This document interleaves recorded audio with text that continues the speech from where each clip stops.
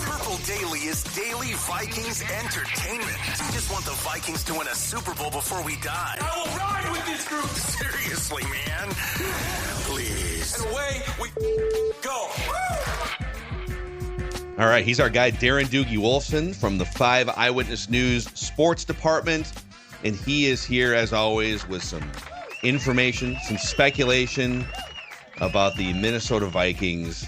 Happy training camp eve. Today, I'm assuming you guys, Judd's going to be down there. Doogs, Channel 5 will have a presence at the Kevin O'Connell and Kwesi press conference today. And then tomorrow, the first football practice of the 2025 season. We are back, Phil. Yeah, I will be there later today for Kwesi and Kevin. Practice number 1 tomorrow. Some rain in the forecast. Perhaps they get moved indoors. We'll keep an eye on that 24 hours out or so. But there is the potential of some nasty stuff in the Twin Cities on Wednesday. Then it really ramps up, well, twofold. Saturday, when fans start to show up. Then certainly next Monday, 6 days from now, that first practice in pads. Yeah. Well, let's start with just some injury stuff here. So you had texted us about Will Fries last night, so we'll give you the floor for that. And then the Vikings also put 2 players on the physically unable to perform list. That would be outside linebacker Chaz Chambliss, undrafted rookie, and then drafted rookie Gavin Bartholomew, their 6th-round pick tight end out of Pitt, who starts on the PUP list. So let's just update the audience on injury-related things heading into training camp here, Dukes. Well, my understanding on Bartholomew is it's nothing new. So he sat out mini camp. I can't remember, maybe that last portion of OTAs if he was off on the side.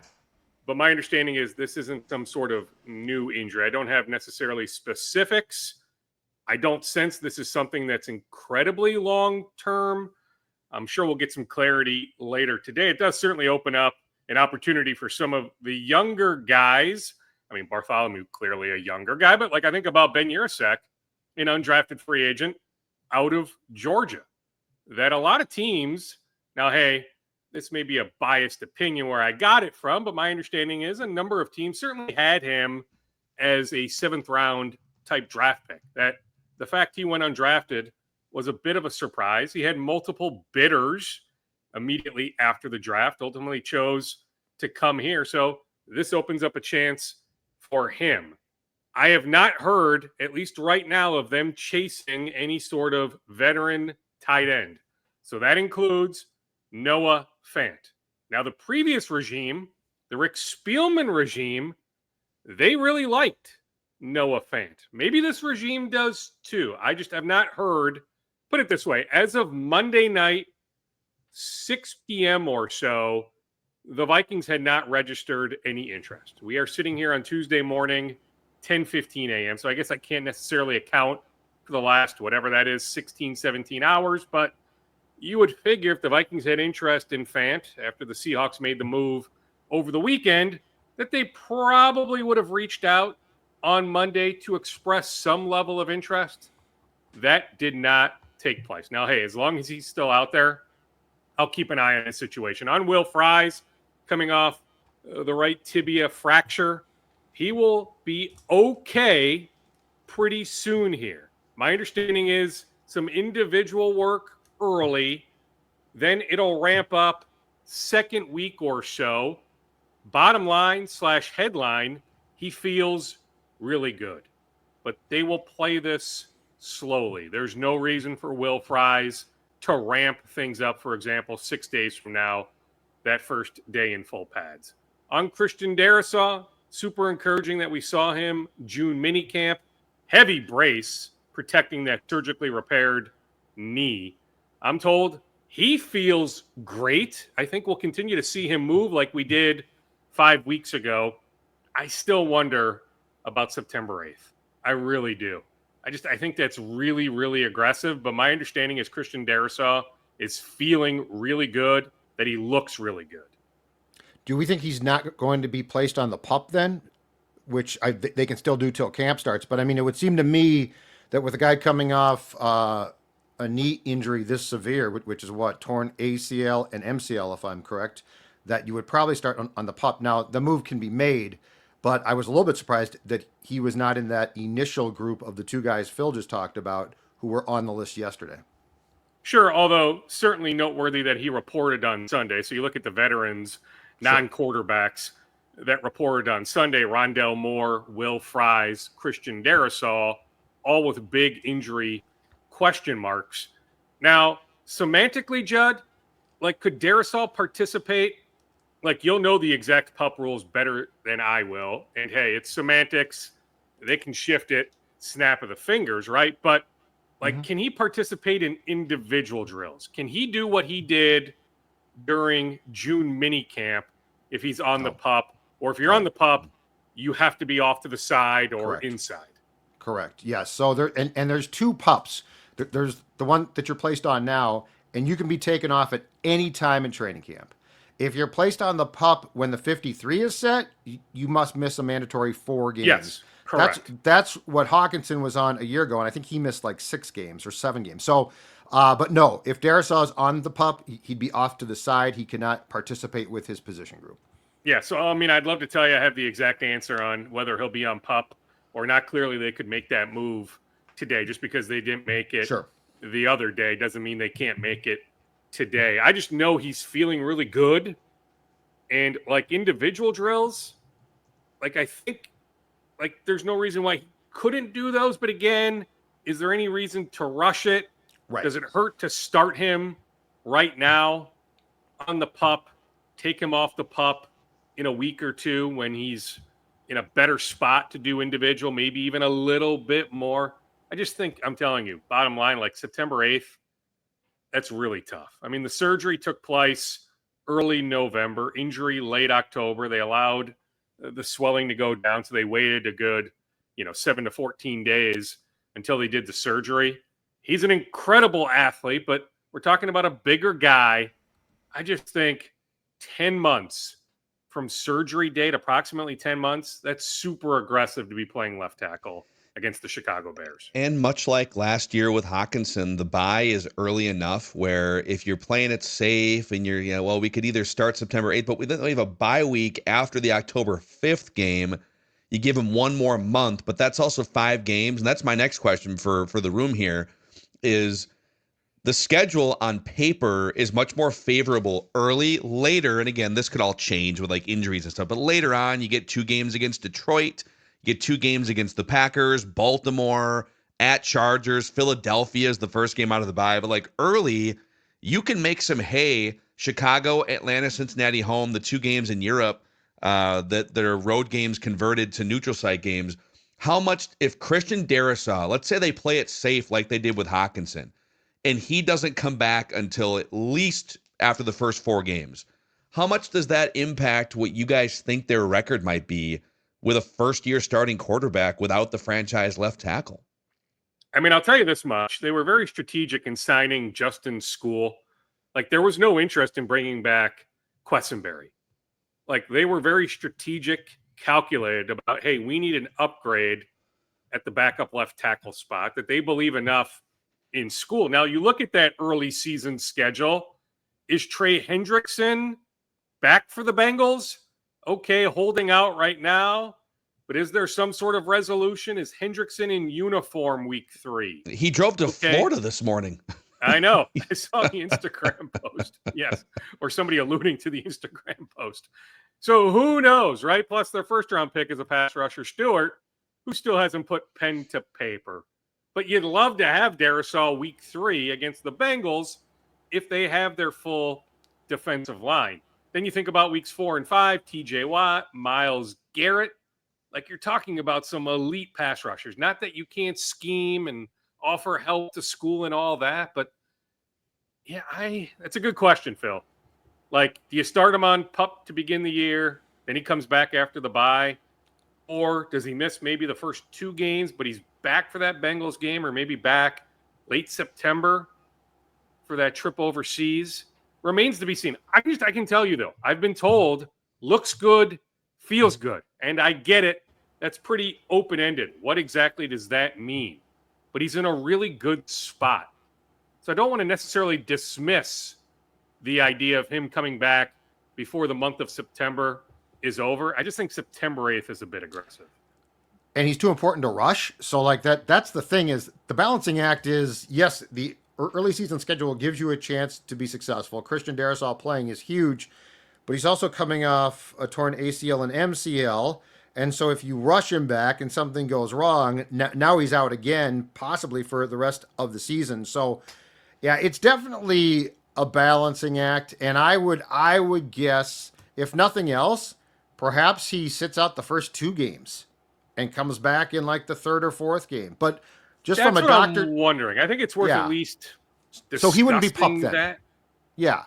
But from the thing that we do know, I think that we can say without a doubt, and the rest of the teams in this town have not had as much luck or advice that's been as good. The Vikings current medical staff, to me, unless I'm forgetting something, has done a very good job. Like, they've kept guys healthy. I don't recall a guy coming back in with this regime who's then came back too soon, and it was a dumb decision. So I think that you can trust that they are going to do what's in the best interest of the franchise left tackle and not do some half-baked, oh my God, he has to play move, which, we've certainly seen in the past from teams. Correct. They completely get it.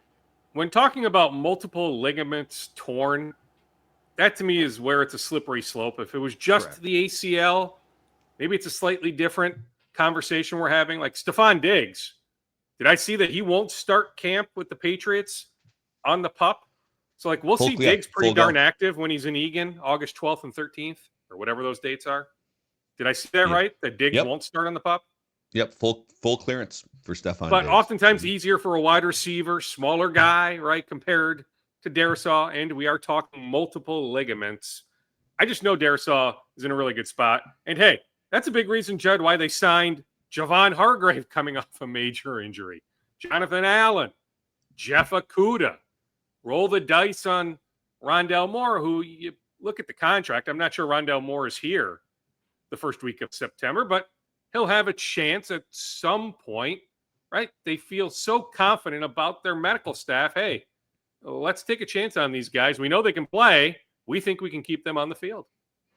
Let's talk contracts here. The only real open case right now contractually is Josh Metellus. And man, this morning I flip on the Monday morning sports shows to see what's going on in the NFL teams reporting to camp, and you got senile old Jerry Jones running his mouth about Micah Parsons and Dak Prescott and how they got injured, and like he just basically digging his heels in for why he doesn't want to pay Micah Parsons, even though he will at some point, like he has with every other player he does this with.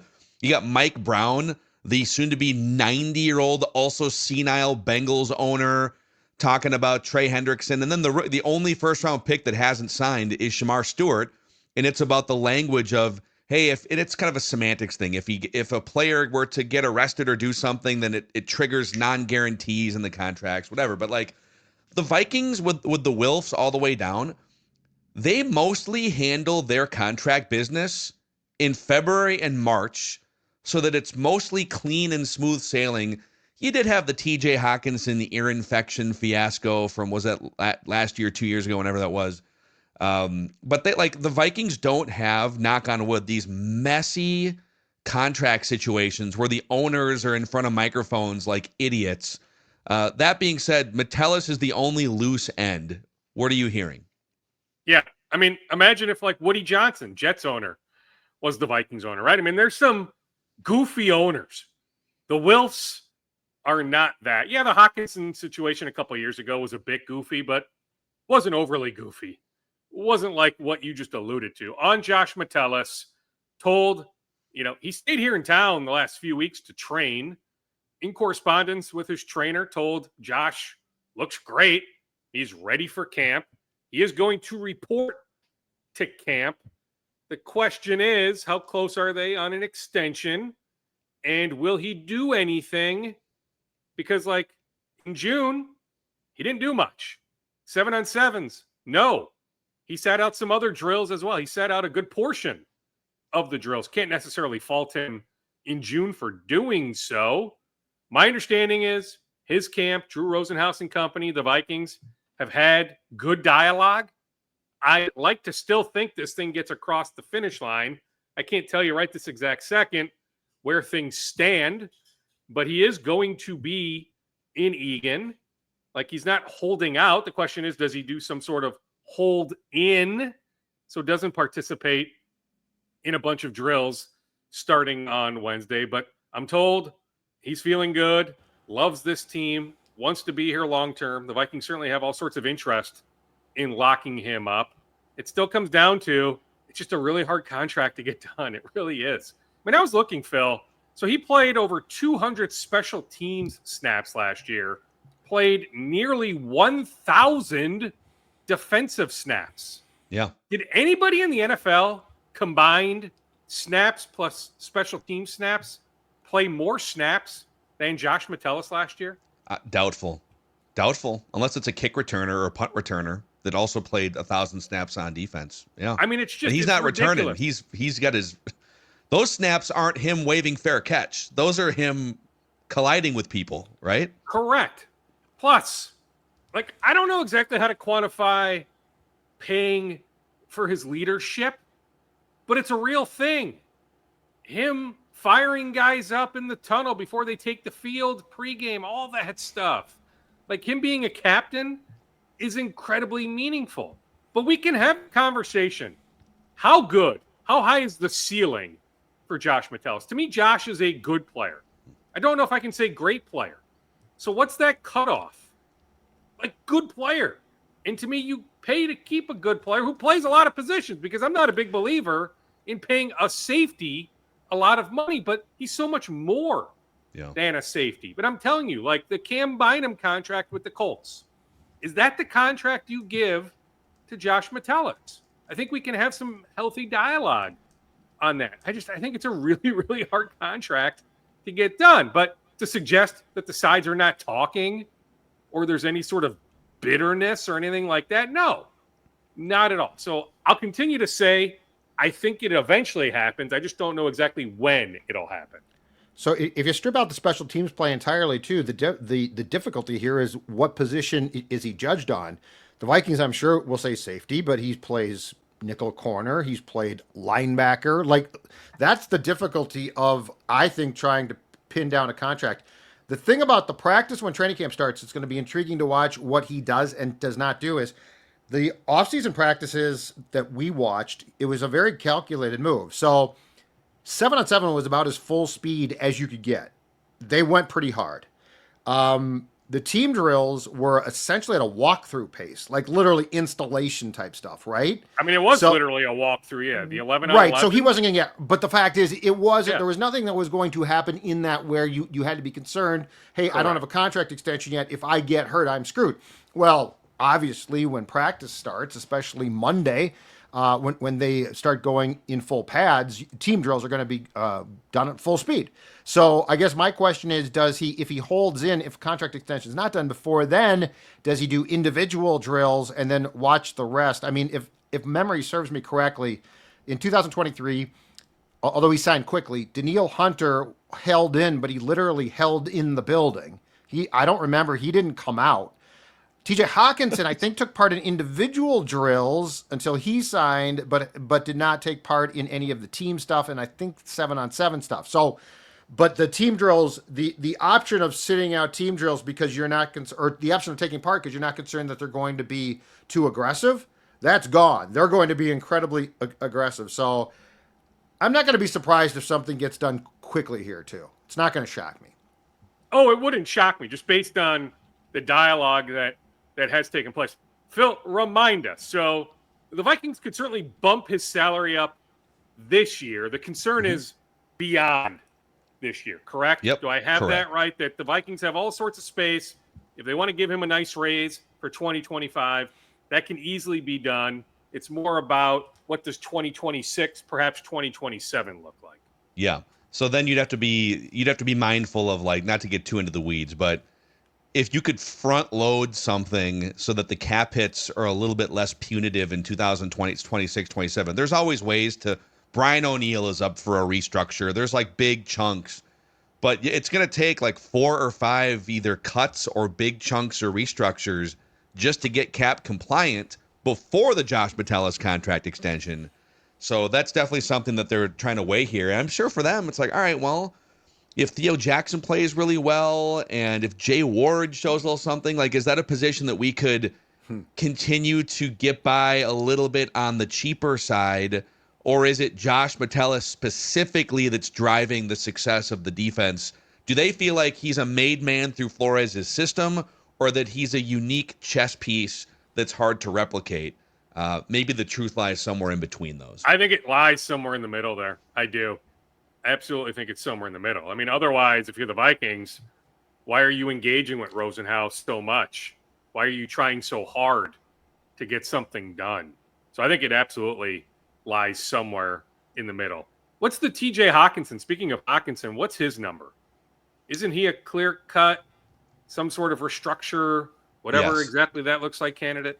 It's coming up here. Yeah. So this year, TJ has the 3rd highest. This year it's fine because like you want the cap hits this year so that because you got room this year based on everything you did. He has the 3rd highest cap hit on this year's team at $16.6 million, behind only Brian O'Neill and Jonathan Grenard, just ahead of Justin Jefferson. Next year is when it starts to really jump for Jefferson. So he spikes to $39 million for a cap hit. And then it's Darrisaw 23, Hargrave 21, O'Neill 23, Grenard 22, but Hockenson's at $21 million for a cap hit next year. According to Over the Cap, no guaranteed money left though. So that's a trigger point. For next year, big cap hits with no more guaranteed money, which is a fork in the road for either a new deal or a smoothing out or something, are Hockenson, Grenard, Brian O'Neill, and I'd throw Harrison Phillips and Blake Cashman in that $9 million range, no guaranteed money. So those are all, it's going to be a busy springtime for old Rob Brzezinski and Kwesi Mensa, for sure. Yes, noteworthy. But yeah, like what we know for sure when I bring up the name Hockenson, he's not playing under the terms of his current deal in 2026. Correct. He's just not. So something will take place on the Hockenson front. But yeah, on Metellus, I think it's in the middle. I do. But, like, he wants to be here. They want him here. I know it's easy to say get it done because it's not quite that simple, but get it done. Yeah, Judd, I mean, I wouldn't be shocked if we have news before, let's say, before the full pads come on Monday, that they have worked out something. Although I don't know definitively when this thing, if it's going, even if it's going to get done, but I wouldn't be shocked when you say that. This might be a case, though, when you use the term get it done of it's as much to Metellus as the team.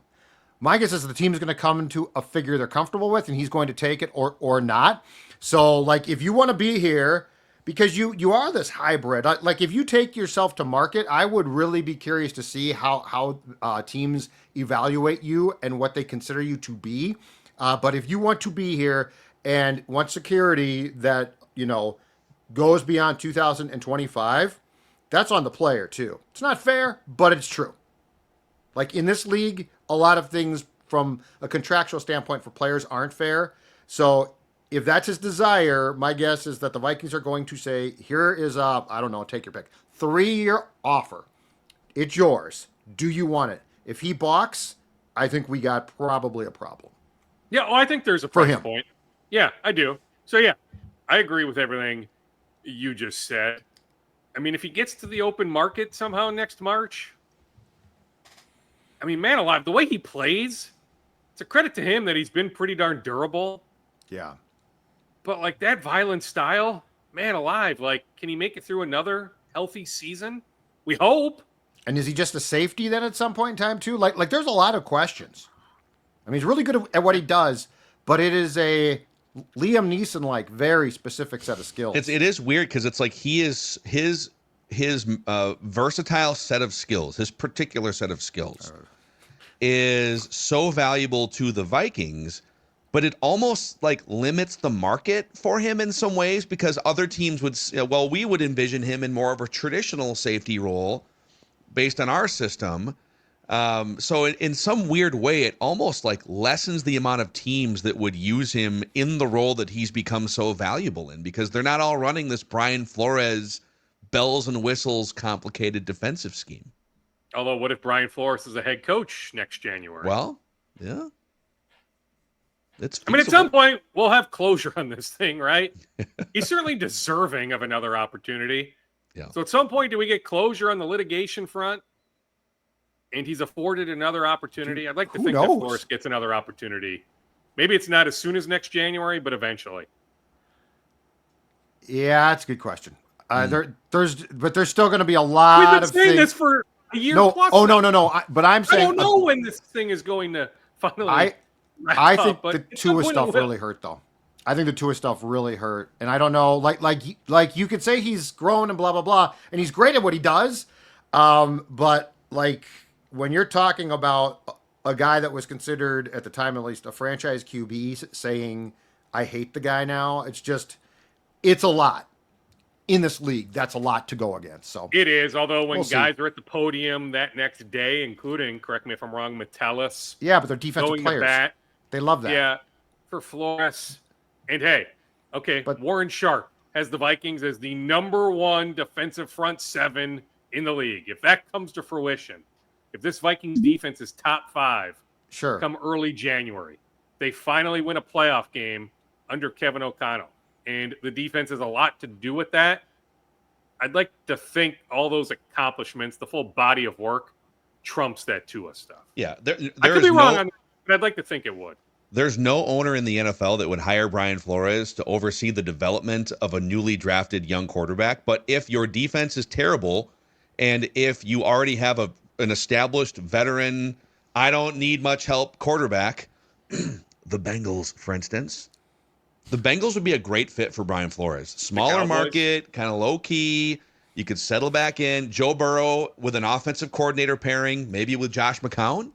I mean, he needs a job like that where I'm going to come in and turn this into a top 5 defense.